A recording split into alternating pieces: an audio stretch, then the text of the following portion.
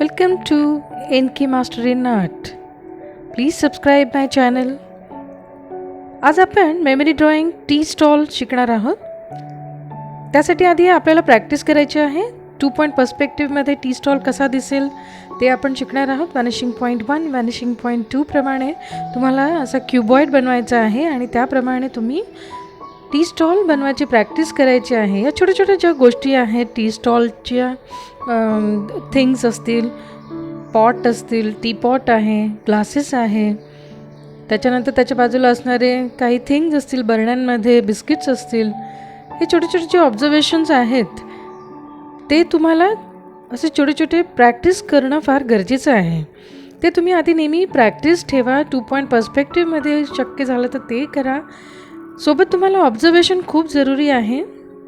इथे लेटरिंगची सुद्धा तुम्हाला गरज लागणार आहे. लेटरिंग तुम्ही प्रत्येक मेमरी ड्रॉइंगच्या टॉपिकमध्ये टाका.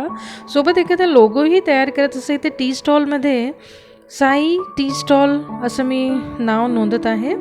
तर तिथे तुम्हाला जे सुचेल, जसं तुम्हाला आवडेल तसं तुम्हाला लोगो आणि एखादं नाव तुम्ही सुचवून बनवू शकता, ड्रॉ करू शकता.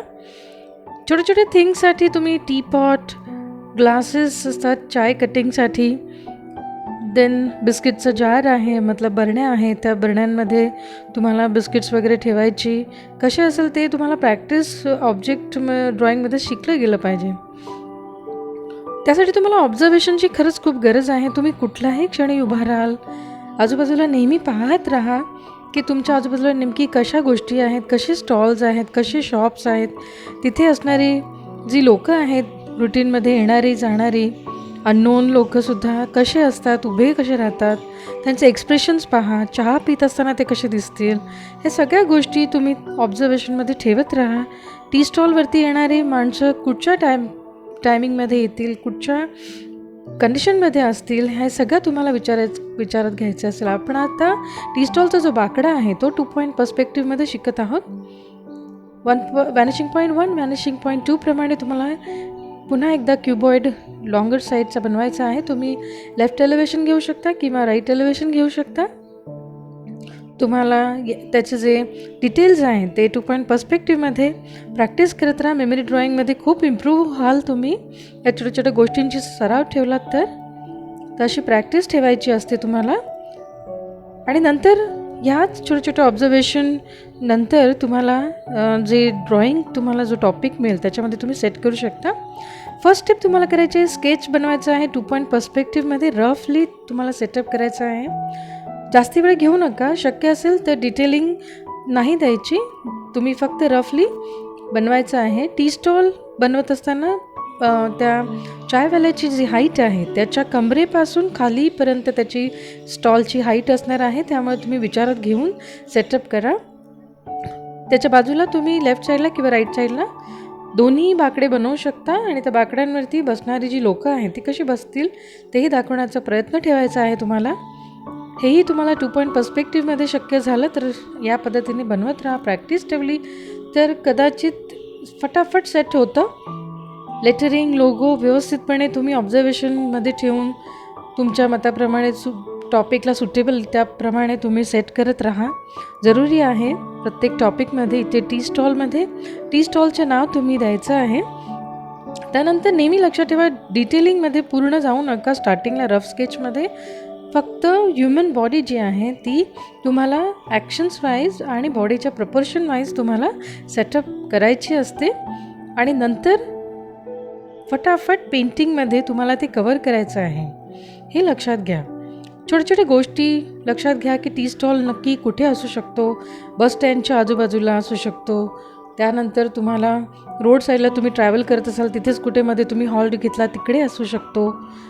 आजूबाजूला ट्री दाखवा, झाडं दाखवा. ग्रीनरी असेल, शेड असेल तर तिथे येऊन चहा प्यायलासुद्धा काही लोकांना बरं वाटतं. टी स्टॉलचा रूफ दाखवा जेणेकरून स्वच्छता तुम्हाला दिसेल. त्याच्यासोबत त्याच्यात लागणाऱ्या काही गोष्टी असतील, जसे कटिंग चहा पिण्यासाठीचे कप्स असतात, छोटे छोटे ते ग्लासेस तुम्ही तिथे ड्रॉ करा. ते धुण्यासाठी ड्रममध्ये पाणी भरलेलं असेल, बकेट असेल, त्याचेसुद्धा छोटे छोटे डिटेल्स तुम्हाला दाखवणं फार गरजेचं आहे. युजफुल आयटम्स तुम्हाला दाखवणं फार गरजेचं आहे. आता हे ह्युमन फिगर्स बनवत असताना तो जो माणूस आहे किंवा त्याचा जो हेल्पर आहे हा चायवाल्याचा, ह्या सगळ्या गोष्टी तुम्हाला दाखवायच्या आहे. त्याची ॲक्शन कशी असू शकते, जसं तो एका स्पूनने त्या चायला अशी वरपर्यंत घेऊन तो ढवळत राहतो. ती त्याला सवय असते, त्यामुळे चहा त्याला सर्व करायला सुद्धा इझी जाते. त्याच्या आजूबाजूला तुम्ही लोकं दाखवायची आहेत अशा पद्धतीने की कोणी टाईमपास म्हणून चहा प्यायला येतं का, कोणी काही थकलेले असेल, भूक लागलेली असेल, असे काही लेबर्स असतात ते येतात.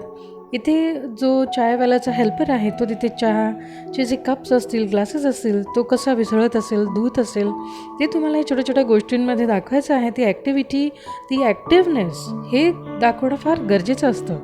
हे तुम्ही दाखवा, नक्की दाखवा. त्याचा सराव करण्यासाठी तुम्हाला ऑब्झर्वेशनमध्ये ठेवलाच पाहिजे सगळ्या गोष्टी.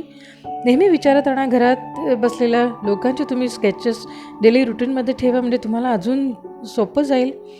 बसणारे उठणारी जी मंडळी असतात त्यांचे जे ॲक्शन्स असतील ती तुम्हाला बनवायला खूप इझी होईल. तर अशा पद्धतीने तुम्हाला बनवायचं आहे. जर मैं हिंदीत में सांगितलं तर टी स्टॉल बनाने के लिए बहुत ही आसान तरीका है कि आप टी स्टॉल जो है देखते हैं आजू बाजू में, हमारे एरिया में रहता है. अगर हम कहीं ट्रैवल कर रहे हैं वहाँ पे होता है, कहीं ना कहीं हम हॉल्ट लेते हैं, रुकते हैं चाय पानी के लिए, तब हम देखते हैं.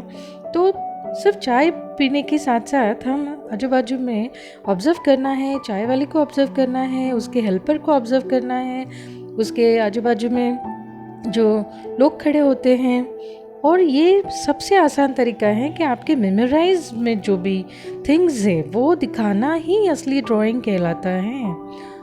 म्हणजे तुम्हाला तुमच्या मेमरीतनं येणाऱ्या ज्या गोष्टी आहेत, तुम्ही ज्या अनुभवलेल्या गोष्टी आहेत, पाहिलेल्या गोष्टी आहेत, त्या दाखवणं फार गरजेचं असतं. ना की कुठच्या कॉपी मारून एखाद्या बुकमधनं कॉपी मारणं फार अयोग्य ठरणार आहे. तुम्हाला स्वतःच्या मर्जीने हे करायचं आहे. ते मॅक्झिमम 8 ते 10 मिनटामध्ये तुम्हाला रफ स्केच होऊन जातं. जर तुम्ही या रफली माझ्या सेटअपप्रमाणे तुम्ही प्रॅक्टिस कराल तर.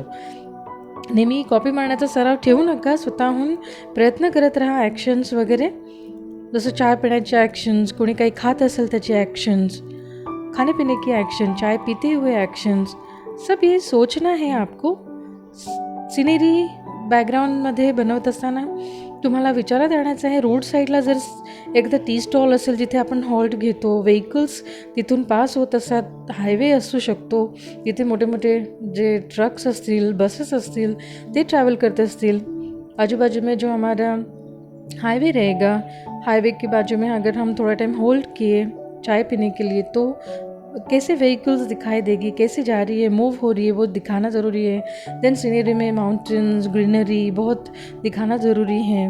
ट्रीज, माउंटेन हे तुम्ही दाखवा, म्हणजे त्या चित्राला थोडा जिवंतपणा अजून येईल. सोबत तुम्हाला एनिमल दाखवणं फार गरजेचं आहे. आपको एनिमल्स दिखाना बहुत ज़रूरी है. BFA एंट्रेंस एग्ज़ाम में 1.5 आवर मिलते हैं, मतलब 1 ते 1.5 तास तुम्हाला मिळणार आहे. त्यामुळे ह्या फटाफट ड्रॉइंग, पेंटिंग करण्याचा हाच एक सगळ्यात सोपा मार्ग मी तुम्हाला सुचवलेला आहे, दाखवलेला आहे माझ्या डेमो थ्रू. तुम्हाला हा नक्की आवडेल आणि प्रॅक्टिस तुम्ही केली तर नक्की तुम्हाला हे जमणार आहे. आणि विदिन 1.5 आवरमध्ये तुम्हाला भरपूर पेंटिंग, डिटेलिंग, आउटलाईन सगळं तुम्हाला दाखवणं शक्य होऊन जाईल. तर तुम्ही अजिबात वेळ वाया घालवू नका. तुम्ही स्केचेसची प्रॅक्टिस सातत्याने ठेवा, ऑब्झर्वेशनमध्ये सगळ्या गोष्टी ठेवा, सोबत ॲनिमल्सची सुद्धा प्रॅक्टिस ठेवा. म्हणजे शक्यतो पेट ॲनिमल्समध्ये कॅट किंवा डॉग यांची जी मुवमेंट्स असतील त्याप्रमाणे त्यांना सेट करा. तुम्हाला फार उपयोगी पडतील. प्रत्येक मेमरी ड्रॉइंगमध्ये एखादा ॲनिमल तुम्ही दाखवणं गरजेचं आहे, म्हणजे पेट ॲनिमल दाखवणं गरजेचं आहे.